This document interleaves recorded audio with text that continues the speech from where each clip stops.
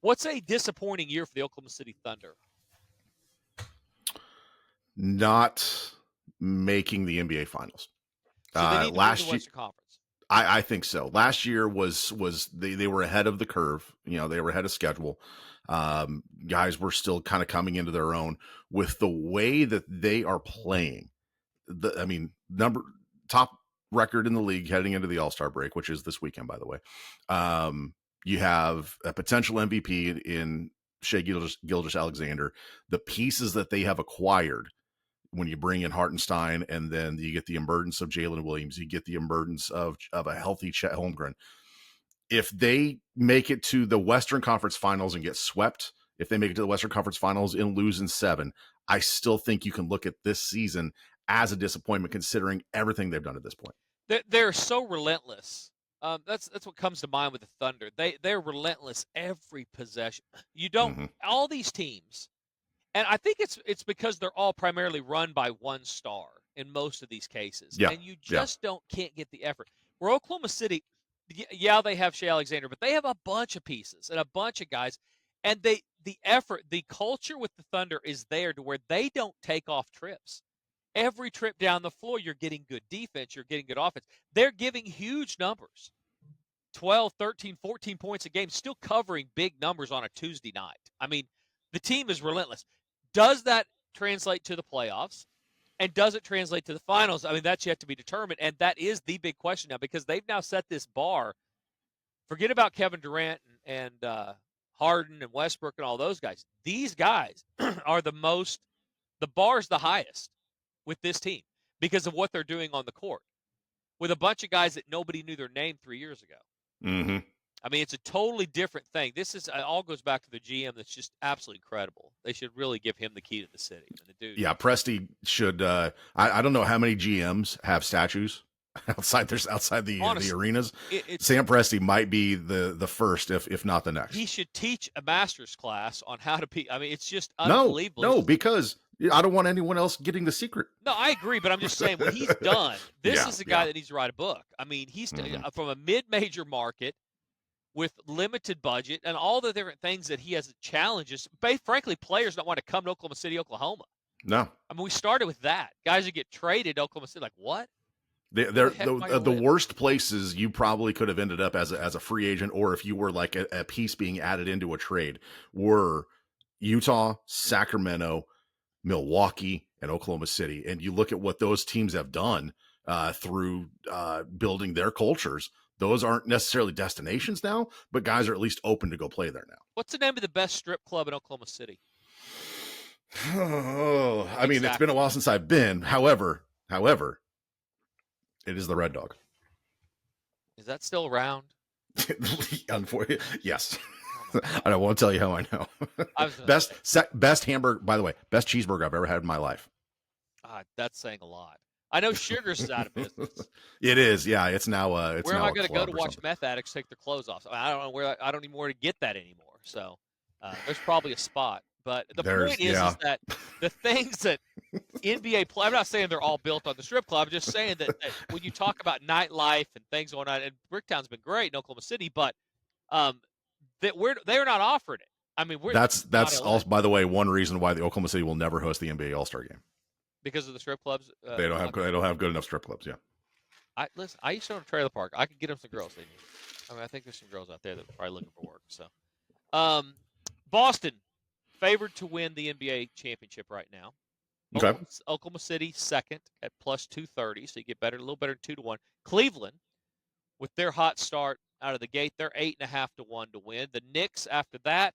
So we get all the way down to 14 to 1 in the Denver Nuggets, and then 22 to 1 with the Lakers to not win the Western Conference. So to win the Western Conference, you're getting Oklahoma City at minus 105, minus money before the All-Star break to win the Western Conference. Now, if I was in any other market in the world, if I was was close to any other team in the world, I would be immediately looking for value somewhere else. Mm-hmm.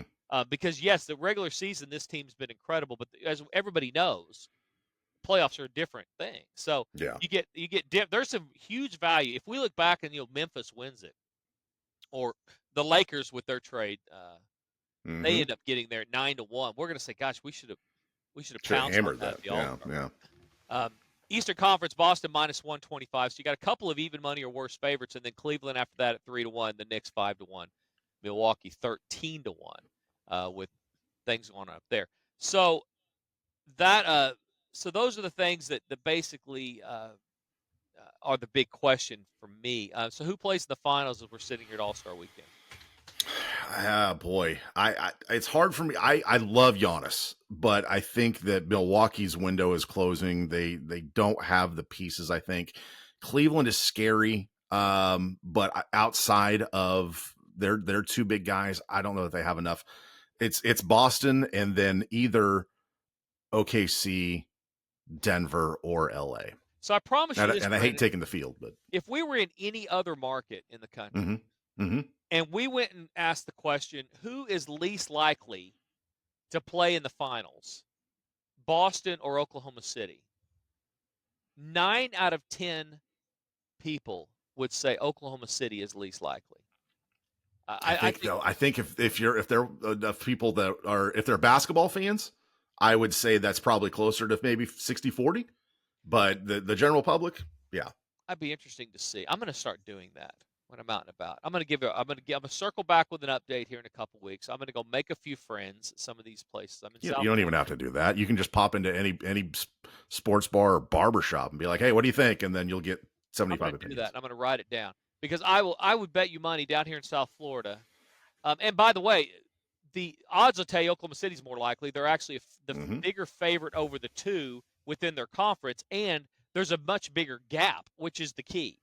So you're like, all right, well, you go from minus 105 Oklahoma City. Denver's 5.5 to 1. They're the second choice in the West. In the East, Boston is minus 125. So actually, they're a little bigger favorite, but you only go to 3 to 1 to get Cleveland in. So larger gap between 1 and 2 between Oklahoma City and Denver than there is between Boston and Cleveland. And then you get New York at 5 to 1. So you get two teams fighting at the same number betting wise to overtake Boston that you do one team. You drop all the way back to 9 to 1 with the Lakers after Denver. So where's Memphis in all this? Memphis is 12 to 1 after the Lakers. Wow, that surprises me. But I think maybe the trade for Luka might have bolstered the Lakers number a bit. It 100% did. They were 14 or 15 to 1 before Luka. By the way, I know that the Dallas's GM now has full-time security. They probably want to put him on salary. I think they might have thought that was going to be. They kicked people out of the arena the other night for like chanting to fire the guy. They are down bad. So they're going to draw a line in the sand on this because this is the worst. What did they said? Why did that trade go through? How does Dallas possibly think that was a good idea? Defense wins championships. Oh my God! But that's what that's the business they're standing on. But I think they in some of the press conferences and everything, they were just like, Luka refused to get in shape, so we sent him off.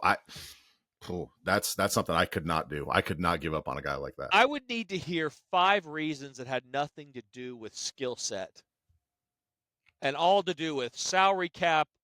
Luka would not do. He would not sign an something salary cap contract driven.